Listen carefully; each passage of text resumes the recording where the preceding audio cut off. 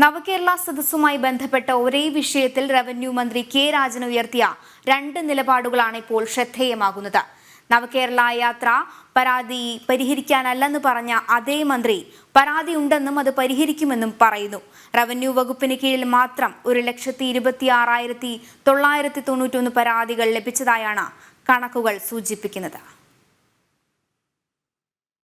ജനങ്ങളുടെ പരാതി പരിഹരിക്കുന്നതിന് ഫയൽ അദാലത്തുകളും താലൂക്ക് അദാലത്തുകളും സർക്കാർ നടത്തിയിരുന്നുവെന്നാണ് റവന്യൂ മന്ത്രി വ്യക്തമാക്കിയത്. അതേസമയം നവകേരള സദസ്സ് പരാതി പരിഹരിക്കുന്നതിനായിരുന്നില്ലെന്ന് റവന്യൂ മന്ത്രി കെ രാജൻ യാത്രയുടെ സമാപന ദിവസം വ്യക്തമാക്കിയിരുന്നു.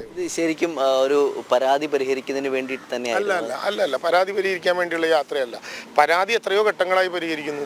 കഴിഞ്ഞ ഗവൺമെന്റിന്റെ കാലത്ത് കഴിഞ്ഞ വർഷം ആരംഭിച്ച ഫയൽ അദാലത്ത്, അതിനുശേഷം നടന്ന മലയോര യാത്ര, അതിനുശേഷം നടന്ന തീരദേശ യാത്ര, അതിനുശേഷം 78 കേന്ദ്രങ്ങളിൽ നടന്ന ഫയൽ അദാലത്ത്, ജനകീയ അദാലത്ത്, മന്ത്രിമാർ പങ്കെടുത്ത ആ ജനകീയ അദാലത്തിൽ തീരുമാനങ്ങൾ നടന്നു എന്നറിയാൻ ജില്ലകളിൽ തന്നെ ഉദ്യോഗസ്ഥന്മാർ മന്ത്രിമാർ പങ്കെടുത്ത അദാലത്ത്, 4 മേഖലകളായി തിരിച്ച് മുഖ്യമന്ത്രിയും മന്ത്രിസഭയും പങ്കെടുത്ത അദാലത്ത്, അതിനുശേഷം കേരളത്തിൻ്റെ അവകാശം സംരക്ഷിക്കുന്നതിന് വേണ്ടി ജനങ്ങളാകെ ഉയർത്തെഴുന്നേറ്റ് നടക്കുന്ന ഒരു നവകേരള സദസ്സ്. പരാതി പരിഹാരമല്ല യാത്രയുടെ ലക്ഷ്യമെന്ന് പറഞ്ഞ അതേ മന്ത്രി തന്നെയാണ് കഴിഞ്ഞ ദിവസം റവന്യൂ വകുപ്പിന് കീഴിൽ 1,26,991 പരാതികൾ ലഭിച്ചതായി വ്യക്തമാക്കിയത്. നവകേരള യാത്രയിലെ പരാതികളിൽ പൊതുധാരണയുണ്ടാക്കി വേഗതയിൽ പരിഹരിക്കാൻ ശ്രമിക്കുമെന്നും മന്ത്രി പറഞ്ഞു. നവകേരള സദസ്സുമായി ബന്ധപ്പെട്ട് റവന്യൂ വകുപ്പിന് ലഭ്യമായിട്ടുള്ളത് 1,26,991 അപേക്ഷകളാണ്.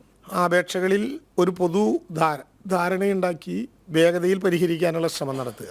ഒരേ വിഷയത്തിൽ മന്ത്രി ഉയർത്തിയ രണ്ട് നിലപാടുകളാണ് ഇപ്പോൾ ശ്രദ്ധേയമാകുന്നത്. പരാതി പരിഹരിക്കാനല്ലെന്ന് പറഞ്ഞ അതേ മന്ത്രി പറയുന്നു പരാതി പരിഹരിക്കുമെന്ന്. റവന്യൂ വകുപ്പിന് കീഴിൽ മാത്രം ഇത്രയധികം പരാതികൾ ലഭിച്ചെങ്കിൽ ബാക്കി വകുപ്പുകളുടെ കാര്യം ആലോചിക്കാനേ കഴിയില്ല. ജനം, തിരുവനന്തപുരം.